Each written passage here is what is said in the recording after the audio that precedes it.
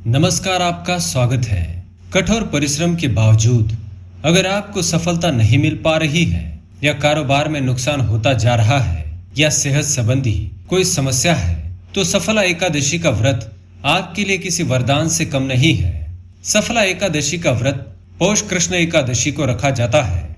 इस उपवास को रखने से आयु, स्वास्थ्य की रक्षा होती है और कार्यों में सफलता मिलती है। श्री हरि की कृपा से व्यक्ति को भौतिक संपन्नता भी मिलती है। पौष महीने के कृष्ण पक्ष की 11वीं तिथि को सफलता एकादशी कहते हैं। इस बार ये व्रत 30 दिसंबर को है। गुरुवार होने के कारण इस दिन भगवान विष्णु की पूजा और व्रत का फल दुगना हो जाएगा। पुराणों के अनुसार इस व्रत को करने से भगवान श्री कृष्ण प्रसन्न होते हैं। इस एकादशी के देवता श्री नारायण है। विधि विधान से इस व्रत को करने से हर तरह के पाप और दोष समाप्त हो जाते हैं। इस एकादशी व्रत से मनुष्य को सफलता मिलती है और सभी मनोकामनाएं पूर्ण होती है। इसलिए सफला एकादशी का व्रत बहुत खास माना गया है।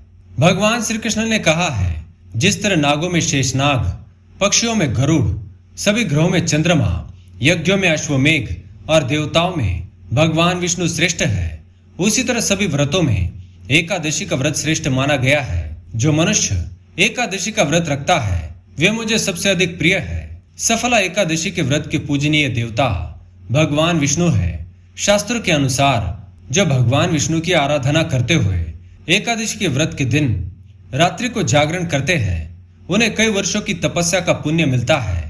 पूरी श्रद्धा से पूजा करने पर भगवान विष्णु की कृपा मिलती है और मनोकामना पूर्ण होती है।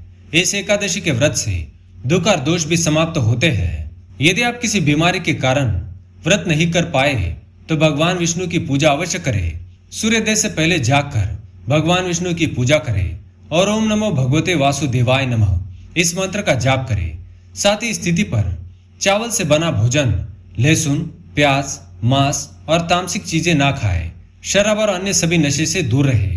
तो चलिए आज हम जान लेते हैं सफला एकादशी की व्रत कथा और उसके बाद जानेंगे एक ऐसा मंत्र जिसका जाप करने मात्र से माँ लक्ष्मी प्रसन्न होती है और मनुष्य को हर कार्य में सफलता मिलती है।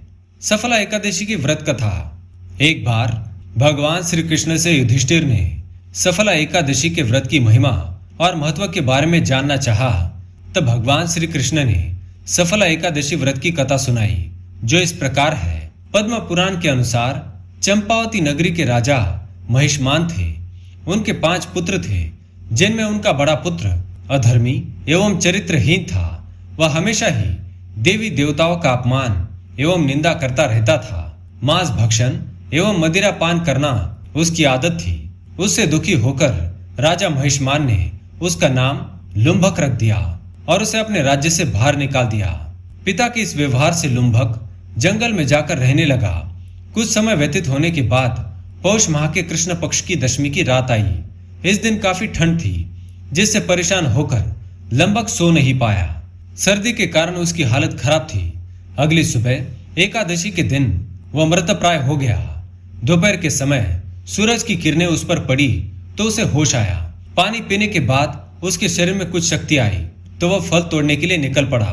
शाम को फल लेकर आया और उसे एक पीपल के पेड़ की जड़ के पास रख दिया। वहां बैठकर वह स्वयं की किस्मत को कोसने लगा। उसके बाद उसने उन फलों को भगवान विष्णु को समर्पित करते हुए कहा कि हे लक्ष्मीपति भगवान श्री हरि विष्णु, आप प्रसन्न हो। और सौभाग्य से उस दिन सफला एकादशी थी।